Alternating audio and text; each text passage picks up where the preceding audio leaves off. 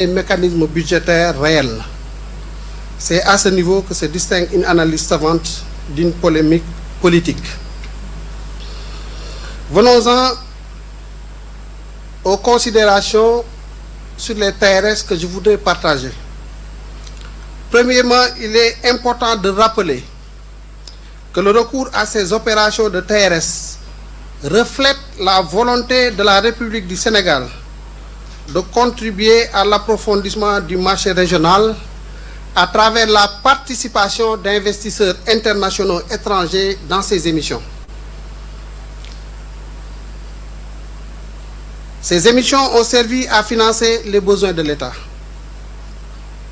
Certains disent éviter un défaut, mais tout paiement au titre du service de la dette revient par définition à éviter un défaut de paiement potentiel.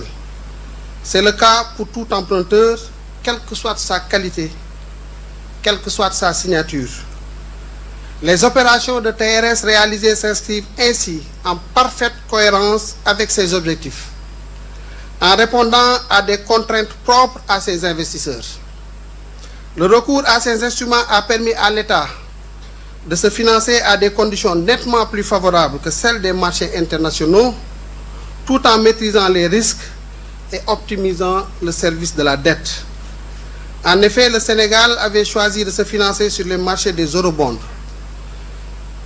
Si le Sénégal avait choisi de se financer sur le marché des eurobonds, il aurait payé un taux entre 11 et 12% en moyenne sur l'année 2025, contre un taux de 7% avec cet instrument-là que les Sénégalais ou la plupart des Sénégalais non initiés des marchés ou des questions financières. Et à ce niveau, ce différentiel de taux d'intérêt de 11% et 12% selon sur les marchés financiers internationaux comparé aux 7% nous permettent de réaliser 36 milliards CFA à travers donc ce différentiel de 5%. Il était important de le préciser et les conditions d'emprunt sont donc plus favorables qu'un emprunt sur les marchés internationaux, c'est clair, et précisé dans le communiqué que nous avons diffusé avant-hier. Sur les opérations en question, ce qu'il faut dire, c'est qu'il n'y a aucune condition contraignante et il n'y a pas de passif caché, comme laissent croire certains. Les investisseurs internationaux ont souscrit à des adjudications de l'État du Sénégal.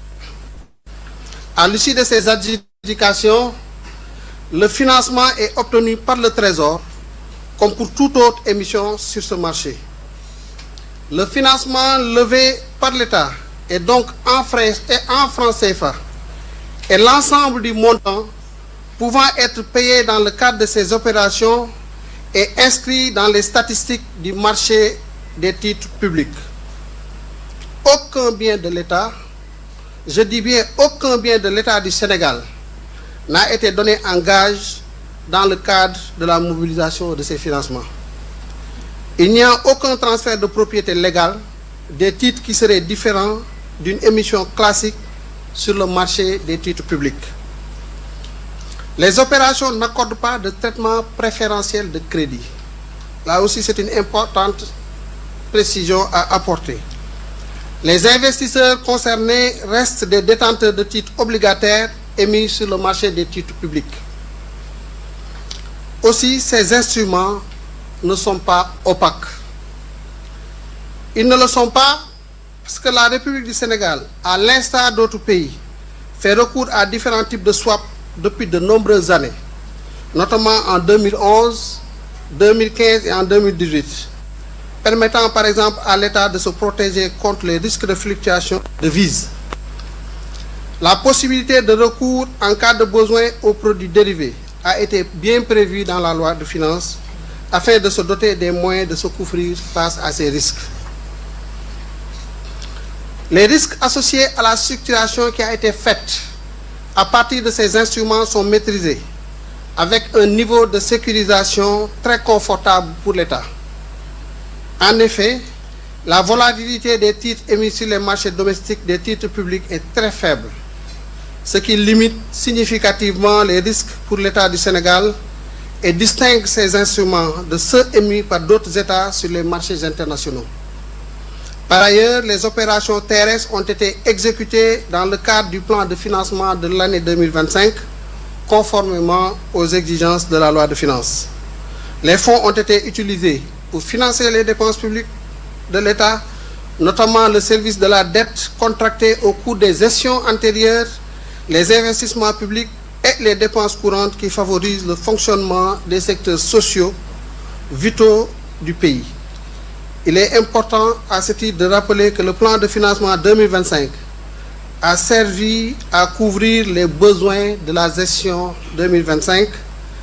Ceux de la gestion 2026 sont en train d'être pris en charge dans le cadre de l'exécution du plan de financement de l'année 2026. Le Sénégal a communiqué sur ses opérations de terrestre auprès des représentants du peuple, mais également auprès de ses partenaires financiers. En effet, à l'occasion de mon passage à l'Assemblée nationale le 29 novembre 2025, j'ai évoqué l'instrument et expliqué à l'endroit du Parlement et par conséquent de la population les instruments et le contexte de leur utilisation. Le recours à ces instruments a également été rendu public dans le rapport économique et financier annexé à la loi de finances pour l'année 2026.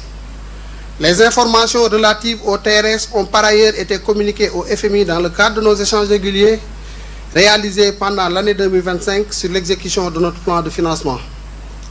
C'est pour dire que le recours au TRS s'est fait dans la légalité, la transparence, la parfaite maîtrise des risques et une communication responsable avec la représentation nationale et nos différents partenaires. Une telle démarche ne saurait être assimilée à de l'opacité, de la dissimulation et ou de financement secret. Le gouvernement réitère en tout ferme en faveur de la transparence, de la bonne gestion des finances publiques et de la dette. Cet engagement se fera de manière responsable et professionnelle, ainsi que dans le cadre de la promotion d'un marché régional financier solide et suffisamment profond pour permettre à tous les acteurs de l'économie, de l'écosystème, de pouvoir y trouver leur compte. Le gouvernement reste ouvert à répondre aux questions sur ces opérations conformément à son engagement en faveur de la transparence.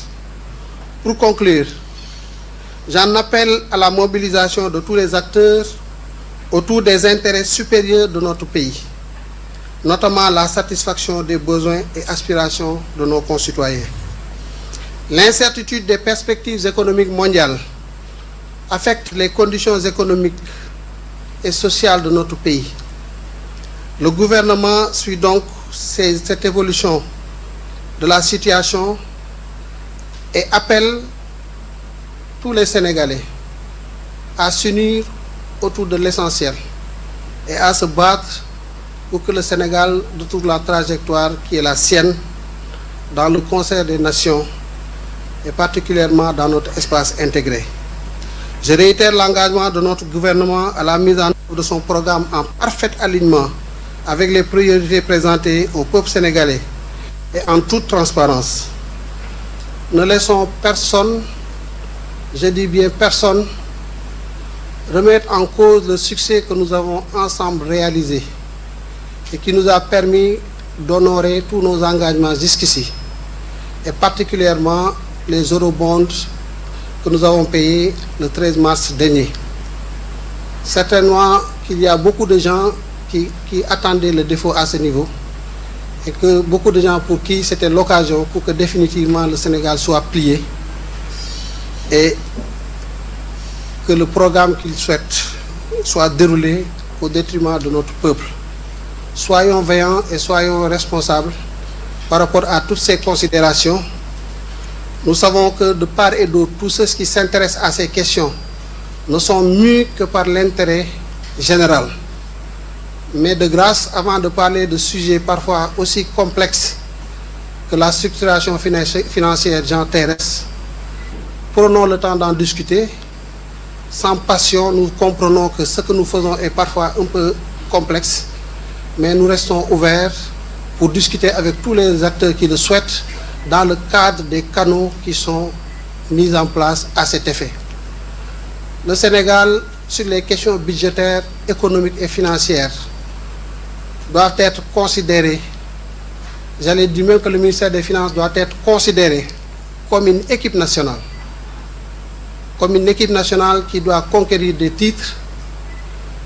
Et comme un 12e gagné, il faut rester très serré à cette équipe-là et lui apporter tout le soutien pour qu'ensemble nous puissions atteindre les objectifs que nous nous fixons, pour que nous puissions relever les défis qui sont les nôtres et qui sont grandioses au grand bénéfice de notre pays. Voilà donc ce que je voulais partager. Je vous remercie tous et toutes pour votre attention. Et nous tenons à votre disposition pour apporter tous les éléments d'éclaircissement nécessaires pour s'en sortir.